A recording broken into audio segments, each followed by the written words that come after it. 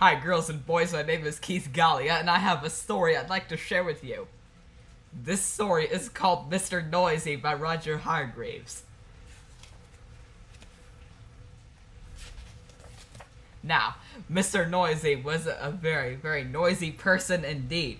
For example, if Mr. Noisy was reading this story to you, he'd be shouting at the top of his voice. At the top of Mr. Noisy's voice is a very loud place. You can hear it 100 miles away. For example, when most people sneeze, you can hear them in the next room. Achoo!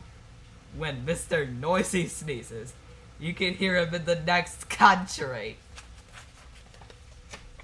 Now, this story starts with Mr. Noisy asleep, in bed, in his bedroom, in his house, which is on the top of a hill. He was snoring. And as you can well imagine, when Mr. Noisy snores, that is a snore worth hearing. It sounds more like a herd of running elephants than a snore. Then Mr. Noisy's alarm clock went off. Mr. Noisy's alarm clock sounds like no other alarm clock in the world. It sounds more like a fire engine. Mr. Noisy woke up, and so did all the people who lived in Wobbletown, which is at the bottom of Mr. Noisy's hill. Later that day, Mr. Noisy decided that he had to go shopping. He went out of his house, shutting the door behind him. Bang! The door wobbled. The house wobbled. The whole hill wobbled. Wobbletown wobbled. Even a bird flying high above Wobbletown wobbled. Then, Mr. Noisy walked down the hill. Clump, clump, clump. He walked into the baker's shop. Crash went the door as he opened it. Bang went the door as he shut it.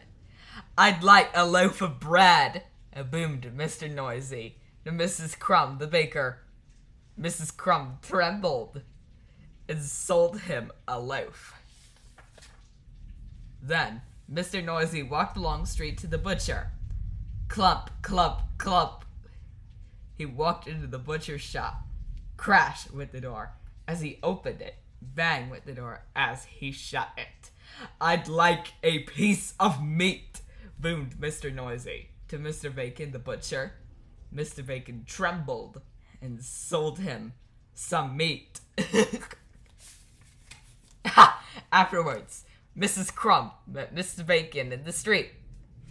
We really must do something about Mr. Noisy being so noisy, she said. Absolutely, replied Mr. Bacon. But what? I know, said Mrs. Crumb, and she whispered into Mr. Bacon's ear. Mr. Bacon smiled, a small smile, which grew into a broad grin.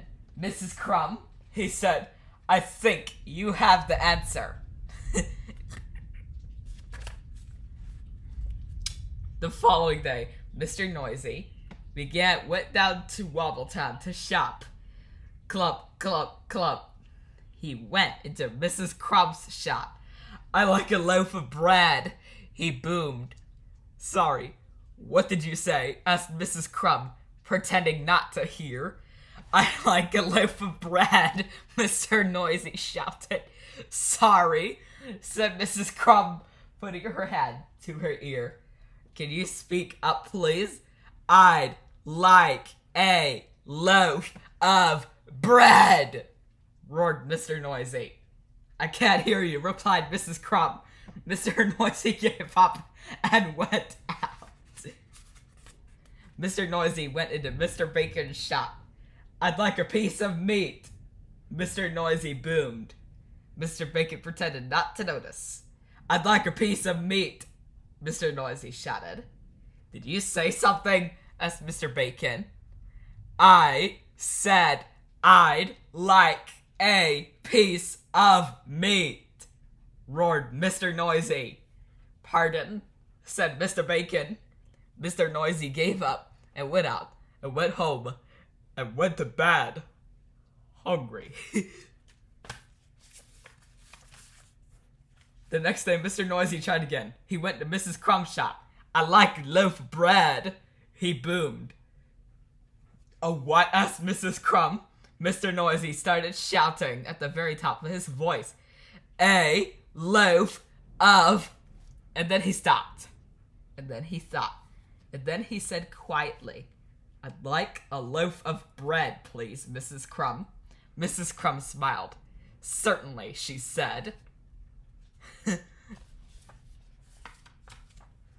Then Mr. Noisy went into Mr. Bacon's shop. "I'd like a piece of meat," he boomed. "Did you say something?" asked Mr. Bacon. "Yes, I did," shouted Mr. Noisy at the very top of his voice. "I said I'd like a..." And then he stopped. Then he thought. And then he said quietly, "I'd like a piece of meat, please, Mr. Bacon." Mr. Bacon smiled. "My pleasure," he said. So carrying his bread and his meat, Mr. Noisy set off for home, up the hill. Clump, clump, clump. And then he stopped. And then he thought. And then, do you know what he did? He tiptoed. A tiptoe was something Mr. Noisy had never tried before. It was fun.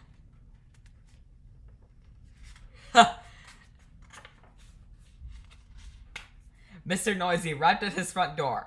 He put out his hand to open the door, and then he stopped. And then he thought. And then, do you know what he did? He opened the door very quietly. He stepped inside, and then he shut the door very gently. Now, quietly and gently were two things Mr. Noisy had never tried before either. They were fun too.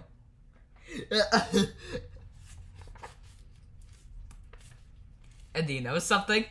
Mr. Noisy isn't as noisy as he used to be. And do you know something else?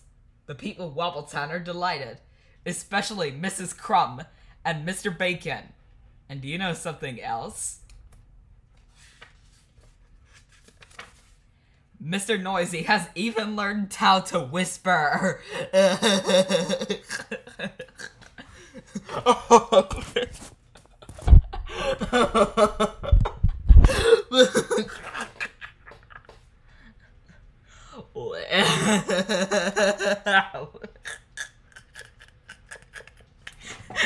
You couldn't even.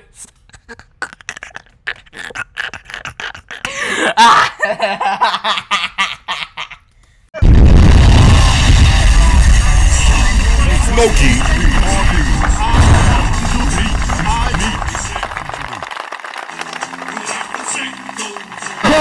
Continue.